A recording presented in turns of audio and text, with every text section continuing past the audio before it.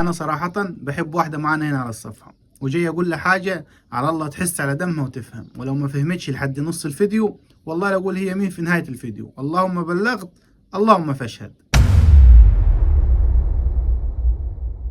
السلام عليكم ورحمة الله وبركاته، وندخل في الموضوع على طول. واول حاجة حابب اقولها لك، انا وانتي متشابهين في حاجات كتير، بس ممكن نختلف في حتة الفرح شوية. انت عايزة فرح وانا لا. انت هتقولي لي دي ليلة في العمر وعايز افرح زي ما الناس بتفرح، وانا هقول لك الناس مش مقياس بالنسبة لي، وعمري ما هرضى باذن الله ابدا حياتي بمعصية ربنا سبحانه وتعالى. وعشان انا متأكد من طبعك انك زنانة ومش هتسيبيني في حالي في النقطة دي، فهعمل لك مقارنة بين اتنين صحابي لسه متجوزين من سنة أو سنة ونص تقريبا. واحد فيهم كان عامل فرح وجايب فنان وفنانة والفرح بتاعه البلد كلها سمعت بيه، والتاني كان عامل مد على الضيق وجايب الكوافير في البيت لعروسته، وبعد صلاة العشاء بنص ساعة راح جابها من بيت أبوها لبيته وخلص الموضوع. والمقارنة اللي عايز أقول لك عليها مش في الفرح ولا في الفنان ولا الفنانة ولا في مصاريف الفرح عامة، علشان هما الاتنين مقتدرين ماديا. المقارنة الحقيقية بتبدأ فيما بعد الجواز. يعني صاحبي اللي كان عامل فرح وخارب الدنيا والناس كلها بتحكي عن فرحه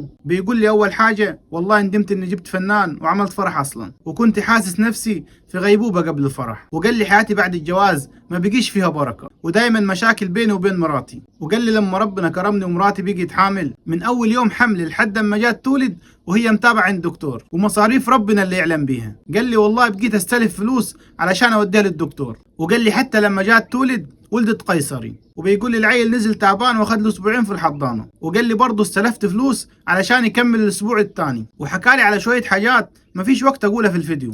اما بقى صاحبي اللي كان عامل مد على الضيق بيحكي لي عن حياته بعد الجواز، فبساله بقول له لما المدام بقيت حامل بقيت تتابع عند دكتور مين؟ قال لي يا راجل احنا ما رحناش غير مره او مرتين عند الدكتور. طيب قلت له اكيد ولدت قيصري زي ما باقي الحريم بتولد. قال لي والله ولدت في العربيه تحت عياده الدكتور، والدكتور هو اللي نزلها من العياده ولدها في العربيه. قلت له اكيد طبعا العيل نزل قبل الشهر بتاعه وكان محتاج يتحط في حضانه. قال لي يا راي عيب عليك والله الواد نازل ما في حاجه الحمد لله.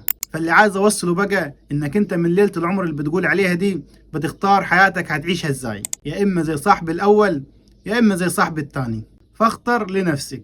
اما بقى بالنسبه للواحده اللي انا بحبها هنا فهخليها هي تعرفكم بنفسها. ايوه يا جماعه، هو بيحبني انا، هو بيحب نفسه، ونفسه دي واحده مش 10 يعني. والسلام عليكم ورحمه الله وبركاته.